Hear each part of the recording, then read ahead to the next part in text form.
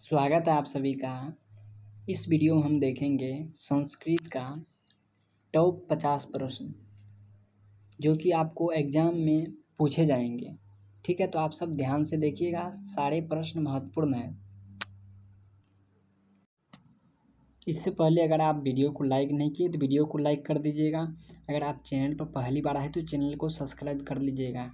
ठीक है, चलिए देखते हैं सारे प्रश्नों को।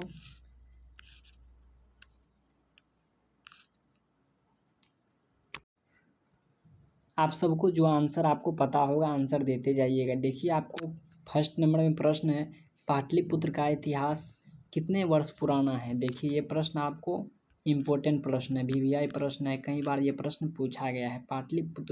पाटलिपुत्र का इतिहास कितने वर्ष पुराना है, ये आपको 2500 वर्ष पुराना है। ऑप्शन आपका डी हो जाएगा। ठीक है, ऑप्शन आपका डी बिल्कुल राइट आंसर हो जाएगा। नेक्स्ट प्रश्न, सारे प्रश्न महत्वपूर्ण हैं तो आप सब स्किप करके वीडियो नहीं देखिएगा। ठीक है, सारे प्रश्न महत्वपूर्ण हैं, कई बार ये प्रश्न पूछा गया है तो ध्यान से देखिएगा। देखिए, 2 नंबर में प्रश्न है आपको, सरस्वती का कुलगिरी कौन सा महानगर था। कुलगिरी कौन सा महानगर था।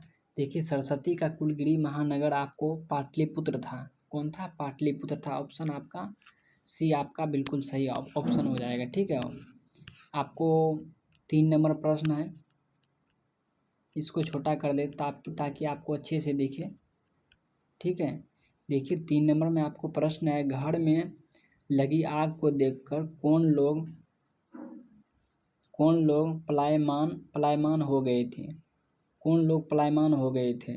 ठीक है, तो घर में लगी आग को देख करके आपको धूर्त लोग पलायमान हो गए थे। ठीक है, पलायमान हो गए थे, आपको धूर्त लोग हो जाएगा, यानी कि ऑप्शन आपका डी बिल्कुल राइट आंसर हो जाएगा। ठीक है, ये भी प्रश्न कई बार पूछा गया है। ठीक है, ये भी प्रश्न वीवीआई प्रश्न है। नेक्स्ट देखिए, 4 नंबर प्रश्न, इसको बड़ा कर लेते हैं ताकि आपको अच्छे से दिखे। देखिए, 4 नंबर प्रश्न है, चारों आलसियों को कैसे बाहर किया गया। चारों आलसियों को, देखिए आप लोग पढ़े होंगे, केस पकड़ करके इसको बाहर निकाला गया है। देखिए, ऑप्शन ए में है, पैर पकड़ करके, हाथ पकड़ करके, केस पकड़ करके, बाँह पकड़ करके। आपको क्या हो जाएगा, केस पकड़ करके ऑप्शन, यानी कि आपका सी आपका बिल्कुल राइट आंसर हो जाएगा। ये भी प्रश्न वीवीआई प्रश्न है। ठीक है, सारे प्रश्न वीवीआई, तो ध्यान से देखिएगा। 5 नंबर प्रश्न है। ठीक है, 5 नंबर प्रश्न में क्या है, आलस कथा अंतर्गत मिथिला में कौन सा मंत्री थे। देखिए, ये भी प्रश्न आपको कई बार पूछा गया है। मिथिला में कौन सा मंत्री थे, वीरेश्वर नाम के एक मंत्री थे। ठीक है, जो कि दानशील थे। ठीक है, ईमानदार थे। आपको क्या हो जाएगा, वीरेश्वर, यानी कि आपका सी आपका बिल्कुल राइट आंसर हो जाएगा। ठीक है, सी आपका बिल्कुल राइट आंसर हो जाएगा। नेक्स्ट प्रश्न 6 नंबर में प्रश्न है, छोटा कर लेते थोड़ा सा। ठीक है, देखिए 6 नंबर में आपको प्रश्न है, बनावटी आलस्य दिखाकर कौन भोजन ग्रहण करते थे। बनावटी आलस्य दिखाकर कौन भोजन ग्रहण करते थे। ठीक है, इसका आपका आंसर क्या हो जाएगा, इसका आंसर हो जाएगा धूर्त लोग बनावटी आलस दिखाकर भोजन ग्रहण करते धूर्त लोग। आप ऑप्शन आपका सी आपका बिल्कुल राइट आंसर हो जाएगा। ठीक है, ऑप्शन सी। नेक्स्ट प्रश्न 7 नंबर प्रश्न है, विजयडंका का काल किस शतक में माना जाता है। किस शतक में विजयडंका का काल माना जाता है। तो इसका काल आपको अष्टम में माना जाता है। ठीक है, अष्टम में माना जाता है, यानी कि ऑप्शन आपका डी आपका बिल्कुल राइट आंसर हो जाएगा। नेक्स्ट प्रश्न 8 नंबर प्रश्न है। ठीक है, 8 नंबर प्रश्न में है, आधुनिक काल का संस्कृत लेखिकाओं में कौन अतीव प्रसिद्ध है। कौन अतीव प्रसिद्ध है, इसका आपको आंसर क्या हो जाएगा, क्षमाराव। ठीक है, क्षमाराव इसमें लेखिकाओं में अतीत प्रसिद्ध थे। पंडित क्षमाराव इसका पूरा नाम है। ठीक है, सी आपका राइट आंसर हो जाएगा। 9 नंबर प्रश्न है, ध्यान से देखिएगा। वनमाला भवालकर किस काल की संस्कृति कवित्री थी। ठीक है, तो इसका आंसर क्या हो जाएगा? 9 का आंसर आपको क्या हो जाएगा? 9 का आंसर हो जाएगा वर्तमान काल का। किस काल के थे? वर्तमान काल के। ऑप्शन यानी कि डी आपका हो जाएगा। 10 नंबर प्रश्न है, नरक के द्वार कितने प्रकार के हैं जिसमें व्यक्ति का नाश होता है? देखिए, नरक आपको 6 प्रकार के होते हैं। नरक कितने प्रकार के होते हैं? सॉरी बच्चों, इसका 3 प्रकार होते हैं। ऑप्शन यानी कि सी आपका हो जाएगा। ठीक है, 3 प्रकार के देखिए, काम, क्रोध और लोभ होता है। नरक के आपको पूछा जाएगा नरक के कितने द्वार होते हैं, तो आपको 3 बताना है। ठीक है, ऑप्शन यानी कि सी आपका बिल्कुल राइट आंसर हो जाएगा। नेक्स्ट प्रश्न देखिए। नेक्स्ट में है आपको विनेम को कौन मारता है? इसका आपको आंसर बताना है। विनेम को कौन मारता है? ठीक है, विनेम को आकृतियाँ मारता है। कौन मारता है? आकृतियाँ मारता है। ऑप्शन सी आपका राइट आंसर। 12 नंबर प्रश्न है। ठीक है, इसको थोड़ा सा बड़ा कर लेते हैं ताकि आपको अच्छे से दिखे। विनियम, इसमें देखिए 12 नंबर में प्रश्न है, कैसे पुरुष सभी जगह सुलभ होते हैं? कैसे पुरुष सभी जगह सुलभ होते हैं? प्रियवादी हो जाएगा। प्रियवादी पुरुष सुलभ होती है सभी जगह। ऑप्शन यानी कि आपका सी आपका राइट आंसर हो जाएगा। नेक्स्ट प्रश्न,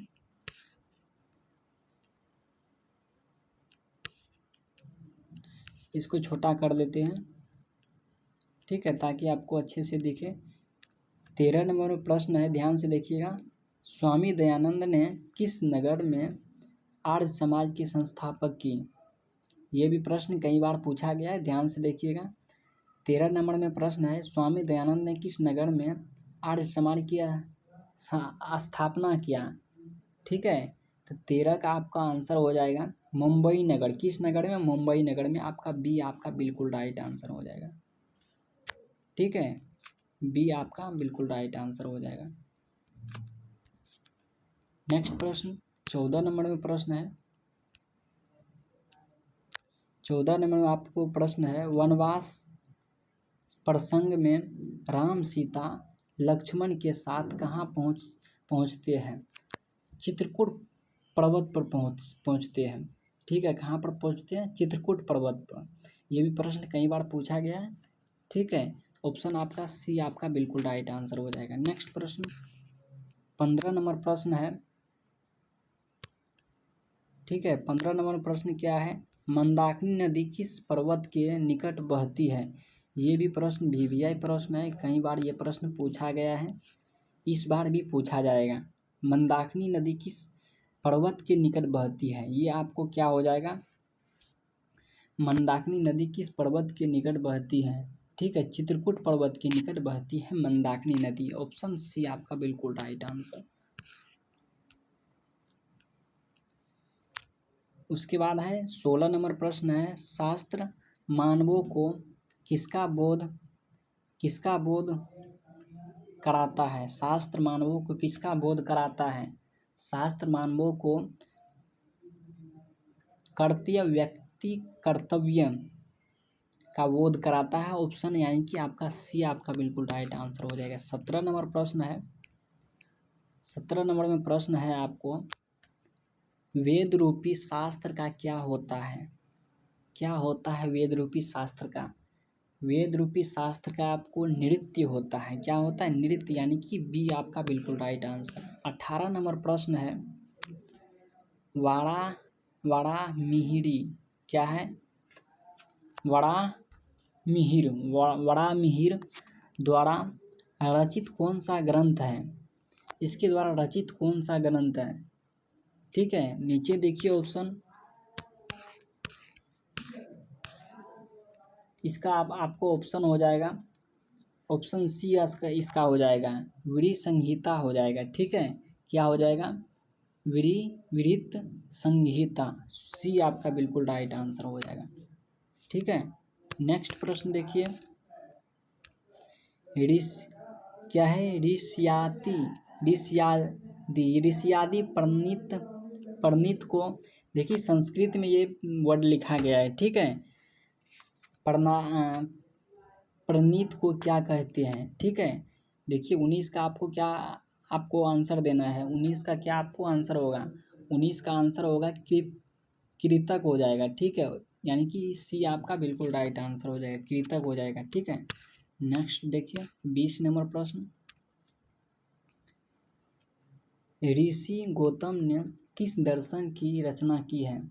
ऋषि गौतम ने किस दर्शन की रचना की है? ये आपको न्याय दर्शन की रचना की है। ऑप्शन बी आपका बिल्कुल राइट आंसर। निरुक्त का क्या कार्य है? निरुक्त का क्या कार्य है, इसका आपको आंसर देना है। ठीक है, देखिए निरुक्त का कार्य वेदार्थ होता है, वेदार्थ बोध होता है। ऑप्शन बी आपका बिल्कुल राइट आंसर हो जाएगा। 22 नंबर प्रश्न देखिए ध्यान से। वेर से वेर का समन क्या है? वेर से वेर का समन क्या है? ठीक है, 22 का आपको आंसर देना है। 22 का आंसर क्या हो जाएगा? आपको असंभव हो जाएगा। ठीक है, असंभव यानी कि बी आपका बिल्कुल राइट आंसर। नेक्स्ट प्रश्न देखिए, ध्यान से देखिएगा। दुख का विषय क्या है? दुख का विषय क्या है? देखिए दुख का विषय आपको अशांति हो जाएगा। ठीक है, दुख का विषय क्या हो जाएगा? अशांति। ऑप्शन बी आपका बिल्कुल राइट आंसर। पड़पीड़न किस लिए होता है? पड़पीड़न किस लिए होता है? देखिए पड़पीड़न किस लिए होता है, ये आपको पूछा गया है। तो पड़पीड़न नाश के लिए होता है। ऑप्शन सी आपका बिल्कुल राइट आंसर होगा। ठीक है, नेक्स्ट प्रश्न देखिए। 25 नंबर प्रश्न है। ठीक है, 25 नंबर प्रश्न में क्या है? एक देश दूसरे देश को क्या देखकर जलता है? एक देश दूसरे देश को क्या देख करके जलता है? ठीक है, ये उत्कर्ष देख करके जलता है। ऑप्शन आपका बी आपका बिल्कुल राइट आंसर हो जाएगा। नेक्स्ट प्रश्न देखिए। 26 नंबर प्रश्न है। 26 नंबर प्रश्न क्या है? वस्तुतः इस समय संसार किस महासागर के कुल मध्य स्थित दिख रहा है? कुल मध्य स्थित दिख रहा है। 26 का आपको आंसर बताना है। 26 का आपको अशांति महासागर हो जाएगा। सी आपका बिल्कुल राइट आंसर होगा। 27 नंबर प्रश्न देखिए। 27 नंबर प्रश्न में क्या कहा गया है? 27 नंबर प्रश्न में देखिए संस्कृत में ये लिखा गया है, थोड़ा सा आप लोग अच्छे तरीके से देखिएगा। विरक्तो उभूति में कौन सी संधि है? ठीक है, इसमें आपको संधि पूछा गया है।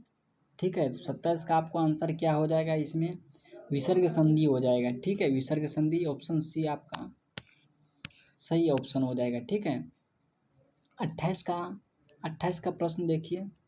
28 में क्या है? ठीक है, 28 में है आपको तनवनगी में किन किन वर्णों का मेल हुआ है? तनवनगी में किन किन वर्णों का मेल हुआ है?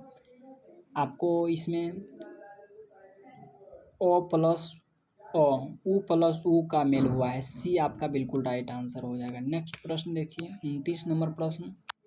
29 नंबर प्रश्न है वानेन विदध का समस्त पद कौन सा है?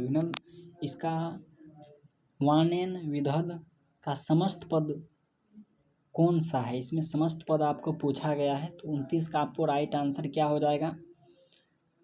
इसका 29 का राइट आंसर आपको बताना है। ठीक है, 29 का राइट आंसर आपको सी हो जाएगा, वान विदध। ठीक है, सी आपका राइट आंसर हो जाएगा। नेक्स्ट प्रश्न देखिए 30 नंबर प्रश्न देखिए। 30 नंबर प्रश्न है आपको उक्तिंचन का विग्रह कौन सा है। ठीक है, इसका विग्रह आपको पूछा गया है इसमें। इसका विग्रह आपको हो जाएगा न किंचन। आपको सी आपका बिल्कुल राइट आंसर हो जाएगा। नेक्स्ट प्रश्न देखिए।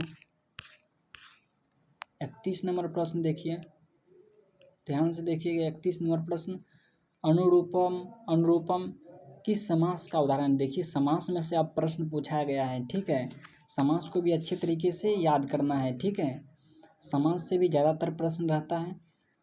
अनुरूपम में किस प्रकार का समास है, तो इसमें आपको समास कौन सा समास होगा इसमें आपको बताना है। ठीक है, तो इसमें आपको समास हो जाएगा अवयवी भाव समास। ऑप्शन बी आपका बिल्कुल राइट आंसर हो जाएगा। 32 नंबर प्रश्न देखिए। तत्पुरुष समास का उदाहरण इनमें से कौन सा है। तत्पुरुष समास का उदाहरण आपको काकवलिया ऑप्शन ए आपका बिल्कुल राइट आंसर हो जाएगा। 33 नंबर प्रश्न देखिए। माया ग्रंथ पठित वाक्य के माया शब्द में तृतीय विभक्ति क्या है। तृतीय विभक्ति सूत्र से हुई है। तृतीय विभक्ति सूत्र से हुई है। 33 का आपको राइट आंसर क्या हो जाएगा। 33 का आपको राइट आंसर डी हो जाएगा। ठीक है, अनुरुक्त कर्तरीय तृतीय आपको डी आपका राइट आंसर हो जाएगा। नेक्स्ट प्रश्न देखिए। 34 नंबर प्रश्न देखिए, ध्यान से देखिए। ये पीडीएफ हम आपको फ्री में देंगे और कैसे देंगे आपको, आप लोग वीडियो में बने रहिए, लास्ट में बताएंगे आपको। ठीक है, पीडीएफ आपको फ्री में मिलेगा। ठीक है, देखिए 34 नंबर प्रश्न है अपवर्गो तृतीय सूत्र का उदाहरण कौन सा है। 34 नंबर प्रश्न में पूछा गया अपवर्गो तृतीय सूत्र का उदाहरण इनमें से कौन सा है। ठीक है, 34 का आपको हो जाएगा इसमें तेन मासेन व्याकरणम पठितम। डी आपका बिल्कुल राइट आंसर हो जाएगा। 35 नंबर प्रश्न देखिए। 35 नंबर प्रश्न में है आपको डैश डैश भोजनम कृतम वाक्य के रिक्त स्थान में कौन सा पद बनेगा। इसके रिक्त स्थान में कौन सा पद बनेगा। माया पद बनेगा। डी आपका बिल्कुल राइट आंसर। नेक्स्ट प्रश्न देखिए। 36 नंबर प्रश्न है पराभव पद में कौन सा उपसर्ग है। आप देखिए, उपसर्ग पूछ दिया है आपको। उपसर्ग आपको उपसर्ग से बहुत सारा प्रश्न रहता है। ठीक है, उपसर्ग को ध्यान से देखिए, इसमें कौन सा उपसर्ग आपको बताना है। देखिए, उपसर्ग क्या होता है। उपसर्ग वह शब्द है जो किसी शब्द के पहले लगकर उसके अर्थ को बदल देता है, उसे उपसर्ग कहते हैं। और प्रत्यय वह शब्द है जो शब्द के लास्ट में यानी कि अंतिम में उसके लग करके उस शब्द को अर्थ के बदल देता है। ठीक है, उसे प्रत्यय कहते हैं। तो यहाँ पर आपको पूछा गया है उपसर्ग। ठीक है, तो उपसर्ग कौन सा होगा इसमें से। उपसर्ग आपको बताना है पराभव का उपसर्ग क्या हो जाएगा। पराभव का उपसर्ग आपको हो जाएगा पड़ा हो जाएगा। ठीक है, पड़ा इसका उपसर्ग हो जाएगा। डी आपका बिल्कुल राइट आंसर हो जाएगा। नेक्स्ट प्रश्न देखिए। 37 नंबर प्रश्न देखिए। 37 नंबर प्रश्न है उप उपसर्ग में कौन सा शब्द बनेगा। उप उपसर्ग से कौन सा शब्द बनेगा। देखिए, इसका ऑप्शन देखिए। उप उपसर्ग से आपको कौन सा शब्द बनेगा ये आपको पूछा गया है। ठीक है, आपको आंसर इसका देना है। तो 37 का आपको राइट आंसर हो जाएगा उपकर्ष हो जाएगा। बी आपका बिल्कुल राइट आंसर हो जाएगा। ठीक है, नेक्स्ट प्रश्न देखिए। नेक्स्ट प्रश्न में है आपको 38 नंबर प्रश्न है उदयनों में कौन सा धातु है। उदयनों से कौन सा धातु बनेगा। ठीक है, तो उदयन से आपको बनेगा हन धातु। ठीक है, बी आपका बिल्कुल राइट आंसर हो जाएगा। नेक्स्ट प्रश्न देखिए। 39 नंबर प्रश्न है आपको भव किस प्रकार का लकार है। देखिए, लकार से भी प्रश्न रहता है, तो लकार को अच्छी तरीके से आप लोग याद कर लीजिएगा। ठीक है, लकार में इसमें कौन सा लकार आपको पूछा गया है।